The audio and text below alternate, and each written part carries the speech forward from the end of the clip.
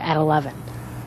No one investigates like News 4. It's a problem that is not going away anytime soon. Gangs are here in the Buffalo area, and law enforcement experts say they're growing by recruiting new members as young as 14 years old.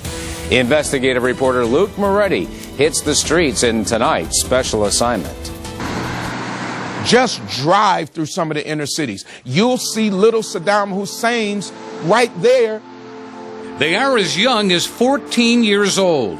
They are killing themselves and they're killing other people.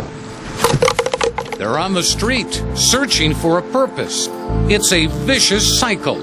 Weapons, drugs, violence, homicide. They do not go to school.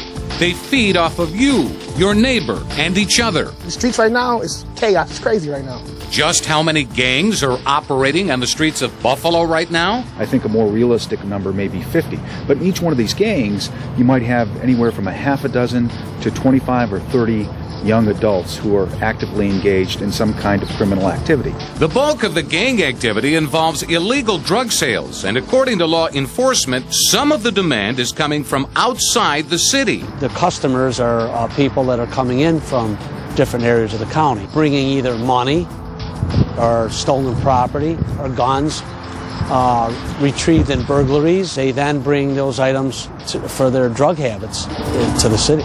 Pastor Darius Pridgen, who advises the state on juvenile justice matters, calls it a national crisis. Until it begins to hit those outer ring suburbs, and it'll never be considered a national crisis. That's when it's going to be considered. But it's going to be a lot late. Oh, it definitely has started. So who are these gang members from the city?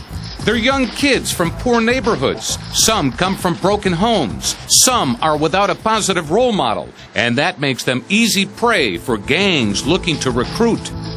Children look for people they can emulate. They look for leadership in their personal lives. And when that's lacking, they gravitate to people who give it to them for whatever reason.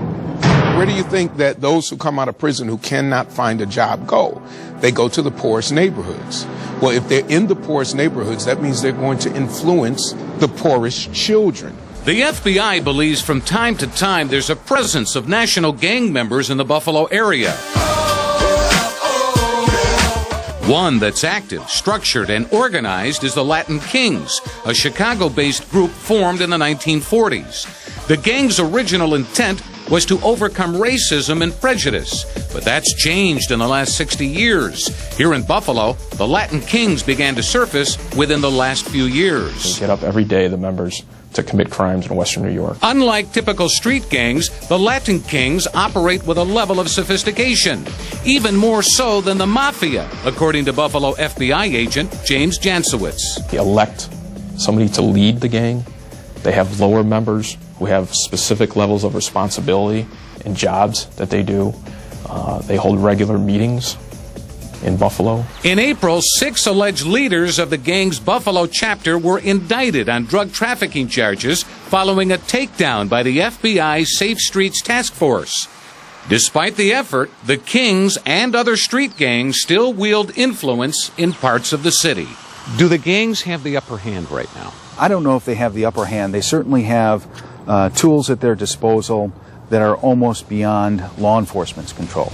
They're more organized to run the streets than any block club, than any church, than any community organization. They're there and they're organized. So what's the lure for these kids to get involved? Just go to our all-new WIVB.com website and you'll see 2 former gang members talk about their experience. Coming up tomorrow night at 11, is there a way out? You bet, and we'll show you. Luke Moretti, News 4.